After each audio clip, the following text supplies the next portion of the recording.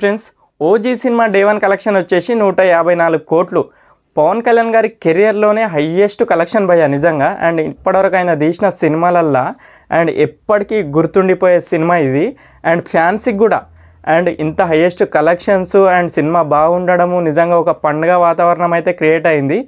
And మెయిన్గా సినిమాలో కొన్ని హైలైట్ సీన్స్, మెయిన్గా ఇంటర్వెల్ బ్లాక్ కానీ అండ్ సెకండ్ హాఫ్లో వచ్చే ఒక పోలీస్ స్టేషన్ సీన్ కానీ అండ్ క్లైమాక్స్ కానీ అసలు వేరే లెవెల్గా తీసిండు సుజిత్ అయితే. నిజంగా సుజిత్కి ఎప్పటికీ మనం రుణపడి ఉండాలి నిజంగా పవన్ కళ్యాణ్ ఫ్యాన్స్ అయితే.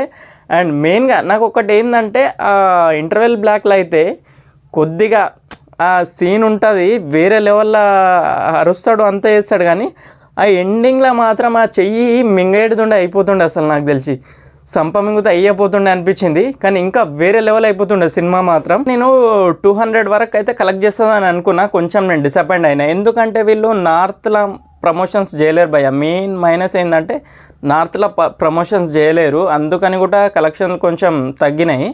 అండ్ ఇంకా కొద్దిగా అన్ని లాంగ్వేజ్లలో ప్రమోషన్లు పెంచితే ఖచ్చితంగా ఇంకా 200 అయితే ఈజీ కొట్టేస్తుండే. నెక్స్ట్ రాబోయేది వస్తాద్ భగత్ సింగ్. ఈ ఓజీ కలెక్షన్ 154 కలెక్షన్ని బ్రేక్ చేస్తుందా అసలు? నిజంగా ఒకవేళ గబ్బర్ సింగ్ రేంజ్లో మాత్రం ఉంటే మాత్రం ఖచ్చితంగా బ్రేక్ చేస్తుంది. అండ్ అందులో కొన్ని సీన్స్ హైలైట్ వల్ల అండ్ రిపీట్ ఆడియన్స్ వచ్చారు గబ్బర్ సింగ్కు మాత్రం. అండ్ దీంట్లో కూడా ఓజీ సినిమాలో కూడా కొన్ని సీన్స్ ఉన్నాయి రిపీట్ ఆడియన్స్ రావడానికి. అండ్ వస్తాద్ భగత్ సింగ్ కూడా ఒక మంచి హైలైట్, ఒక డిఫరెంట్ కొత్త సీన్స్ పడ్డాయి అనుకో, ఒక 2-3 రిపీట్ ఆడియన్స్ వస్తారు, ఖచ్చితంగా బ్రేక్ అయితే ఇది బ్రేక్ చేసే అవకాశాలు ఉంటాయి.